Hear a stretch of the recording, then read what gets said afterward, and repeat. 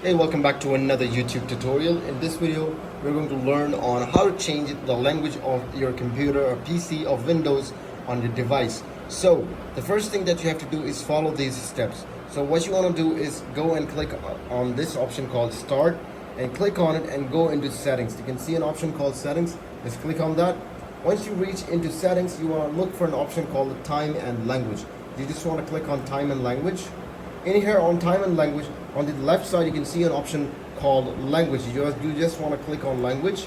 Once you click on Language, you can see that Windows Display Language option. So in here the Windows Display Language option is this one, is English. If you want to change it, you just want to click on a language. If you want to add another language, because that language is not available on this device, so we can add a language in here. So first I want to click on Add Language.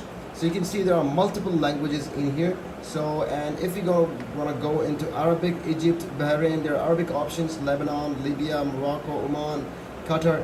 If you go back to Saudi Arabia, because I lived there for a long time, I know Arabic. So I want to click on Arabic and click on Next.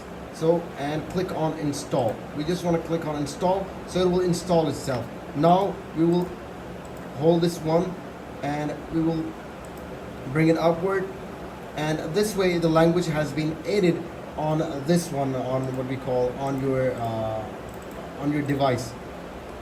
I'm going to click on options in here. We can add to a keyboard.